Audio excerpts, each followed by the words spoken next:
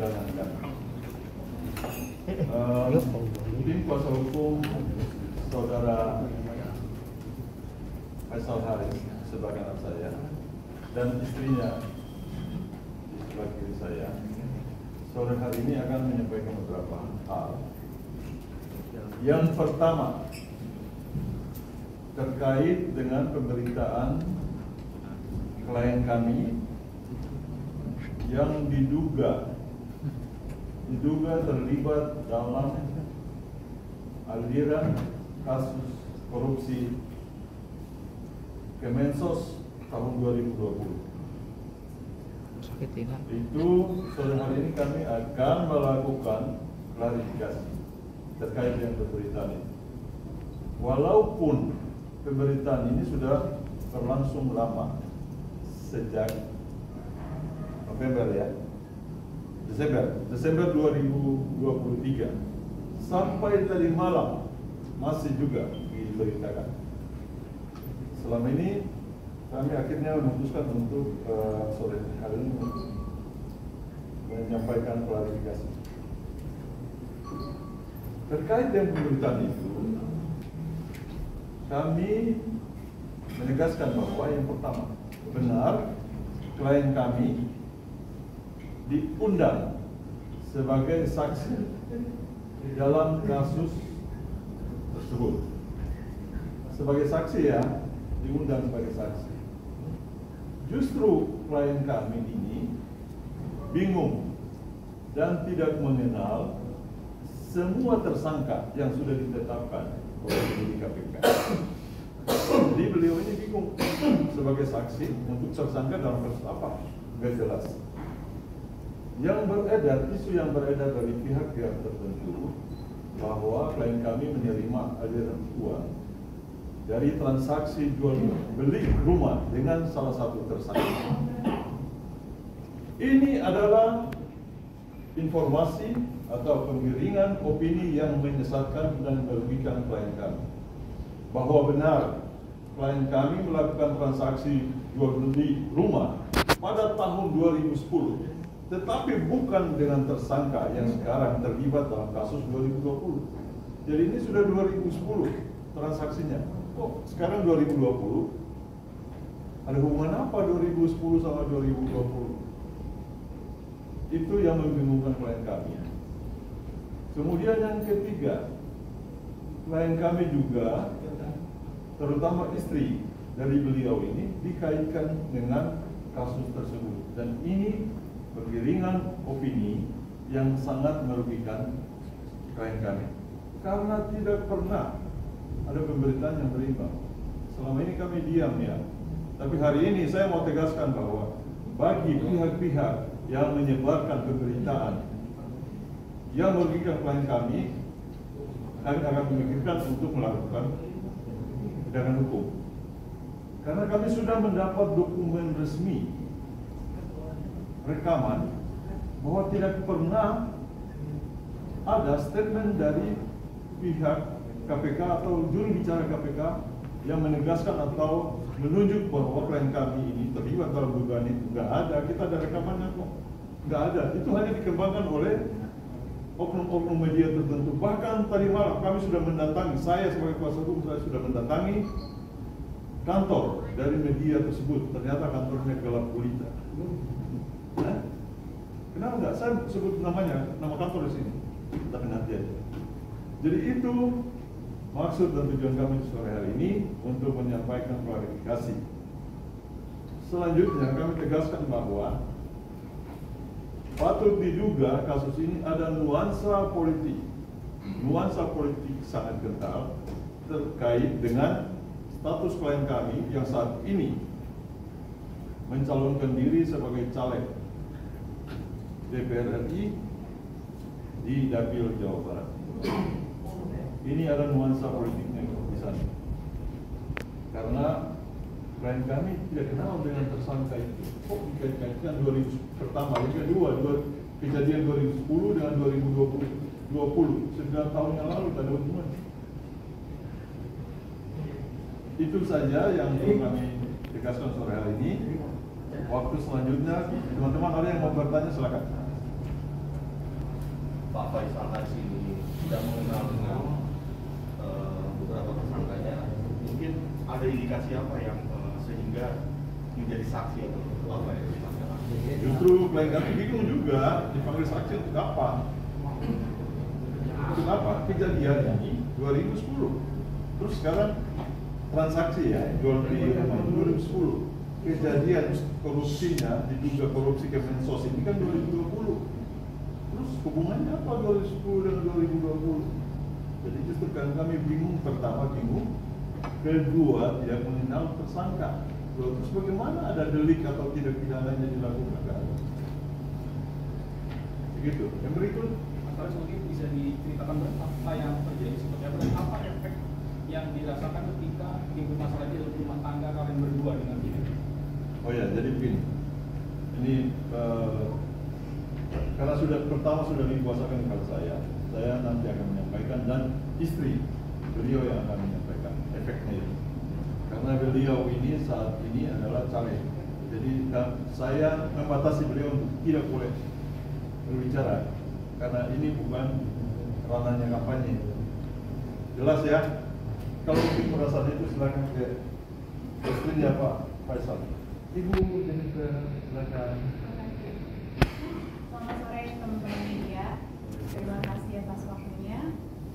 Saya sebagai istri punya rasa kecewa besar karena adanya berita yang sebenarnya berita itu tidak benar tapi diada-adain terus di blow up.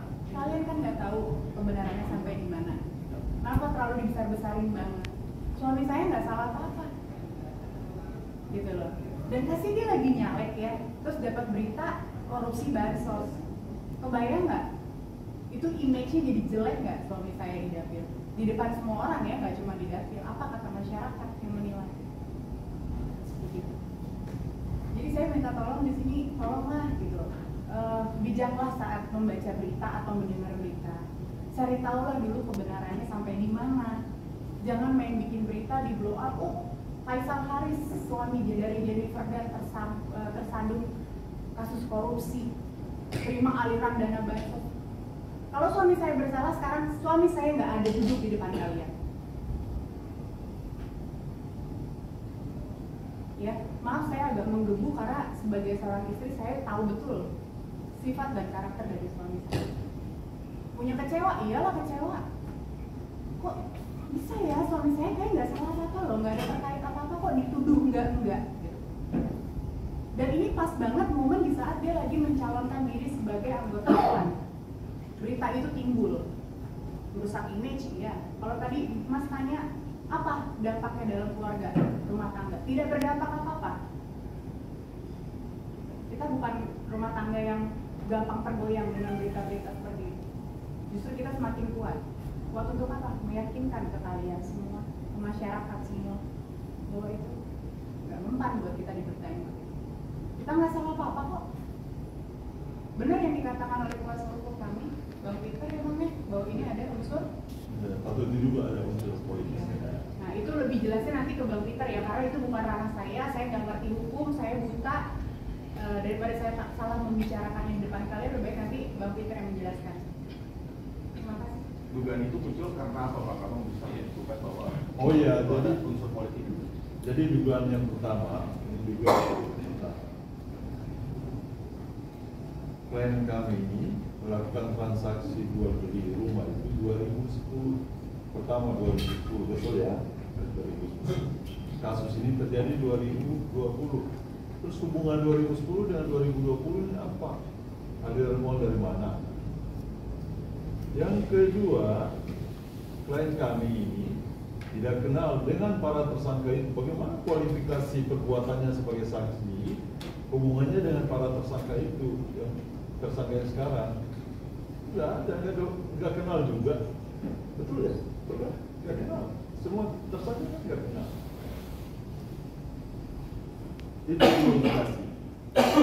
Kemudian proses penyidikan kasus ini kan dari Februari 2023. Kok di akhir tahun baru dipanggil? Kira-kira itu saja. Artinya pemberitaan, saya minta mau sampaikan klarifikasi ini kepada teman-teman media untuk harus melakukan cek and recheck. Cek and recheck ya, karena kita sudah punya data. Ini data rekamannya ada. Wawancara teman-teman media dengan juru bicara KPK. Juru bicara KPK ini nggak pernah sebut nama klien kami sebagai saksi. Beliau bicara secara umum saja. Dalam kasus itu, loh, kenapa bisa pemberitaannya itu menjurus ke klien kami sebagai saksi? Kenapa nggak ada yang lain yang diberitakan? Saksi kan bukan satu orang saja klien kami, masih banyak saksi yang lain. Kenapa tidak diberitakan satu orang? Atau tersangka yang lain? Dan statementnya itu, judulnya itu sangat kontroversi dan sangat provokatif. Saya mau kasih tahu ya, itu ada media nasional. Tadi malam saya baca itu di IG-nya itu sangat provokatif. Dari mana you melakukan klarifikasi atau pemberitaan yang berimbang dengan kami? Tidak ada. Tapi sangat provokatif. Dan sekali lagi saya tegaskan, kami sudah punya bukti rekaman bahwa pihak teman-teman juru bicara KPK tidak pernah menyebutkan klien kami sebagai saksi yang diduga menerima aliran uang. Nggak ada, itu hanya dikembangkan oleh oknum-oknum teman-teman jurnalis. Saya juga kecewa dengan teman-teman. Itu yang harus diklarifikasi. Nanti sebentar teman-teman yang kemarin buat beritanya ini, sebentar nanti saya mau bicara ya untuk klarifikasi. Ini ada beritanya di IG-nya itu sampai udah berapa ratus ribu yang like itu. Kira-kira begitu. Ada lagi? Mungkin ada langkah hukum nggak sih Bang? Kita pikirkan dulu langkah hukumnya. Kan kita juga nggak mau bermusuhan dengan teman-teman media. Ini kan teman-teman kita juga. Ini kan, jadi tadi malam saya memang mendatangi salah satu kantor redaksi ya di daerah Tebet Dalam. Tapi kantornya gelap gulita, mungkin listriknya belum dibayar. Iya, aneh. Dia yang sempat mengangkat kasus ini. Pemberitaannya sangat provokatif dan kontroversi. Bang, ya. sedikit Bang, mungkin kita penegasan aja, berarti bisa dibilang agenda kita pada sore ini adalah penegasan dan klarifikasi atas berita-berita yang telah beredar ya. Ya. Nah mungkin agar lebih jelas mungkin pertama langkah yang abang bilang tadi, abang sudah mendatangi kantor redaksi terkait ya. Ya. Nah mungkin langkah selanjutnya, ini nyambung langkah selanjutnya mungkin untuk berarti ini lebih ditujukan kepada media-medianya lah ya, ya. Mungkin langkah selanjutnya apa nih Bang yang bakal dilakukan? Apakah minta di take down? Kalaupun di take down kan beritanya udah terlanjur menyebar. Mungkin ada langkah hukum atau apa segala macam. Oh ya, kita lagi pikirkan itu. Nanti setelah pesan-pesan berikut ini kami akan diskusi untuk menentukan langkah selanjutnya. Kalau somasi itu kan tutup mata buka mata kan jadi tinggal diberi aja kok. Tidak terlalu susah itu. Dokter, ya. Ini berkaitan dengan yang media tersebut. Kan dalam undang-undang pokok pers itu kan dinyatakan bahwa apabila ada orang ataupun siapapun yang keberatan dengan pemberitaan itu bisa melakukan hak jawab. Agar dalam demokrasi ini tercipta, kenapa Pak Peter L dan saksi ini tidak melakukan hak jawab atau klarifikasi terhadap pemberitaan yang dilakukan oleh media tersebut? Terima kasih. Oh ya, hak jawab itu sebelum tahun baru kita sudah pernah layankan di media yang lain, Tapi ini muncul lagi di media yang timur. Kita udah layankan hak jawab di media barat, muncul lagi di timur. Kemarin tahun baru ini kita dikasih hadiah tahun baru dengan muncul lagi satu media tadi malam. Di selatan lagi. Nah itu angin selatan itu semalam. Kita nggak mau lagi, besok nanti muncul lagi di mana? Utara. Nah ini semua teman-teman ini semua baik-baik lah. Teman-teman kita semua. Itu. Terima kasih. Jadi kita akan melakukan hak jawab dan somasi. Kalau hak jawab tidak dipenuhi ya masa somasi lah. Kira-kira begitu. Ya. Pak kalau misalnya boleh bisa, ini kan terkait berita yang terbaru ya. Kalau mungkin boleh disebut medianya. Ya. Nama medianya mungkin. Mau media, orangnya di sini. Ali, orangnya di sini kan media ada. Sama. Sudah ada nanti. Yang lampunya gelap ya ada dua, yang lampunya nggak ada sama yang lampunya sangat terang di Lantai berapa tuh? Lantai 8 atau 9? Gedung bertingkat. Ya. Ya, yang debat itu yang satunya TV, media. TV nasional, swasta. Judulnya sangat bombastis sekali dan kontroversi dan waduh. Judulnya ada, judulnya. Apa judulnya? Judulnya ngeri. Gimana?